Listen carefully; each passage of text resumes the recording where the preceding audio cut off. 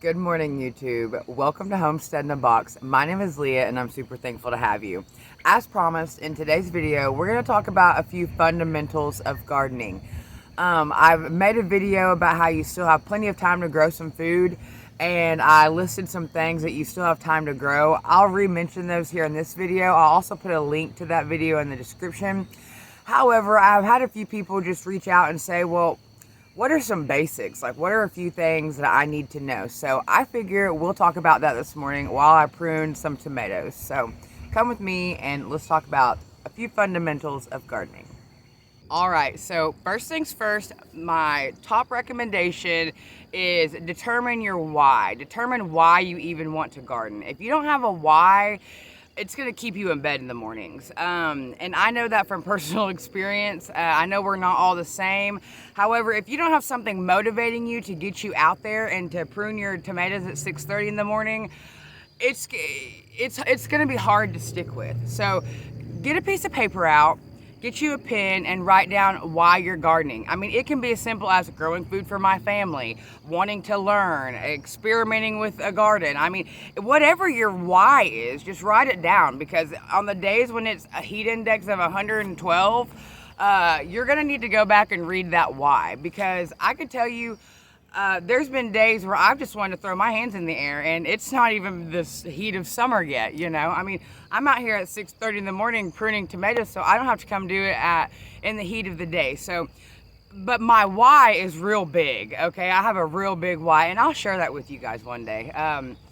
But definitely determine your why. Why do you even want to start a garden? All right, the next thing that you're going to want to do is determine how you're actually going to garden. Are you going to in-ground garden, container garden, raised bed garden? There's so many different ways that you can garden. And so you need to determine how you're actually going to do that. If you're in a place where you don't have, you cannot go in ground or above ground, and honestly right now with it being June, I would recommend container gardening to people right now. If you're just on the verge and you want to grow food, I would go look into containers. You can get 5-gallon buckets. You can get mineral buckets from people that have cattle. I've been growing food in feed sacks, chicken feed sacks. You know, so if you want to grow food, you have to find a way to grow it. Okay, and anything that can hold soil, that you can put holes in and water can run through, and that you just put it where there's sunlight, that's basically what you need. Okay. Now, another component to growing food is you're going to need good soil. Again, I have videos where I've come in and I organic garden here. I use all organic practices. And so I use rabbit compost or compost tea or things like that.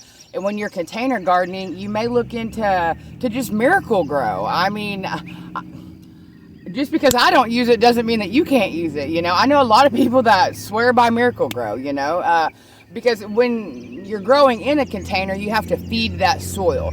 Good soil is very, very important for a good plant and a good plant health. So definitely take into consideration to always make sure that you have good soil. Knowing what plants to grow is another important part of gardening. Knowing where you're at, knowing your zone, knowing your frost dates, knowing what works well in the area that you live in, it's pretty important to know. If not, you can get yourself to spending money on seeds and things like that that are kind of a complete waste. So definitely know the plants that you're planting. A few things that you actually still have plenty of time to plant are some squashes. I have some zucchini growing here, which is considered a squash.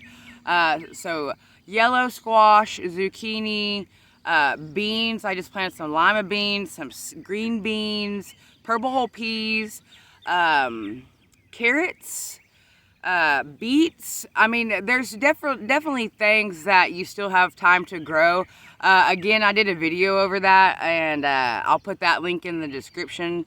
But do a little bit of research on it. Knowing your frost dates and knowing how many days left in your season you have to grow it's pretty important to know those things. So definitely know what you're growing. Cucumbers are another thing that you still have plenty of time to put in the ground and grow. But I've said this in several videos, all of the answers that we have are at our fingertips. I Google a lot of things. I Google, I YouTube, and I read, you know. I've taken a few garden courses and things like that, but y'all, I YouTube, or I Google and I YouTube every single day, multiple times a day about my garden. So, knowing what to plant. Obviously, we have to water the garden. So knowing how you're going to water your garden is important. If you're in a spot where you need to haul water in or things like that. And they say first-time gardeners' biggest mistake is overwatering their garden. So I purchased a moisture meter. That way I can always know if my garden needs watering or not. That way I'm not overwatering it, underwatering it, anything like that. I'll put a link also in the description to where I purchased that on Amazon. Pollinators. Everybody, you have to have, most plants you have to have pollinators. Some plants actually are self-pollinating, but a lot of your summer plants need pollinators. And people think that that means that you have to have bees. You do not have to have bees to pollinate your flowers or your vegetables. Pollinators come in many different shapes and sizes. You've got butterflies and just different insects in general. Those can all be pollinators for your garden. And if you feel like you don't have enough pollinators, you can hand pollinate. I've never personally done that before. I have read about it. Like I said, I've never personally hand pollinated, but I have read about it and I've seen people hand pollinate. I want to show y'all these cherry tomatoes. These are Chadwick cherry tomatoes. Different pollinators. If you've been around here a minute, you know that I had bees, but all of my bees died upon arrival. They arrived at my home dead due to temperature fluctuation in transit. So I did not have bees this year. And as you see, I mean, I'm still getting, that's tomatoes. These are Amish paste tomatoes. All right, knowing your why, knowing what you want to grow food in, follow the sun. Whatever you're growing food in needs water to be able to water it. Know what you're growing. Make sure you're growing plants that are actually growable in your zone right now. Don't stress out about pollinators. And the most important fundamental thing about gardening is to have fun. It's all an experiment. Every year is going to be different in gardening. And it's like I said earlier, you don't fail at gardening if you don't even try. You only fail at the things that you don't try. I thought I was going to be a huge failure at this. I have like the worst self-confidence sometimes. Like, I'm great at giving confidence to other people, but taking it myself, I mean, I've been working on that for 2 years and I am getting better, but it's still a battle. Okay. So we all have doubt. We all think it's too hard. It's not going to work out, this, that, and the other. But you didn't fail at it. Like, I've started several gardens and had to walk away or go back on the road or something like that. And I always thought I was a failure. I was like, oh, I'm a failure at gardening. But I wasn't a failure because I tried. The people who are failures are the people who aren't even trying to garden, you know? And even those people aren't failures. They're just, you can't fail if you don't try. Not trying is the only way to fail. All right. So go buy you a 5-gallon bucket from Atwoods, Lowe's, Home Depot. They have fabric pots on Amazon. I'll put a link in the description to the fabric pots I showed earlier. You can order like 50 of them for a pretty affordable price. And those are just 5-gallon fabric pots.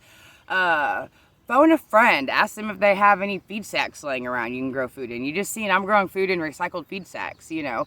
If you want to grow food and if your why is big enough, you'll grow food, all right? And it'll be rewarding and it's wonderful and it's the most gratifying feeling that I've ever had. I cry every time I harvest something because I'm just so grateful that it worked for me and it made me not feel like a failure. For all the times that I did feel like a failure, now that I'm doing it and I'm sticking with it, I don't feel like a failure at all. I feel like I'm a successful gardener. I also know that there's, you know, trial and error and all sorts of things come with gardening, but I have fun. I have fun with it. And I just remember why I'm doing it. So if you have it on your heart to grow food and you don't know where to start, get a container. go grab a container. You see this bucket right here behind me? My dad brings me these, and I grow food in these sometimes. It's a lot to fill up with dirt. So this year I don't have anything growing in them, but last year I did. 5-gallon buckets. Like I said, if you want to grow food, find a way to grow it, you know. Reach out to some friends, go to a nursery, buy some plant starts. You still have plenty of time to buy plant starts to start food. Know what you're growing, know your zone, know your dates, and most importantly, have fun gardening. It's the most meditating and relaxing thing to me is to come out here into my garden, and I'm gonna finish pruning all of these tomatoes this morning, and it's quiet.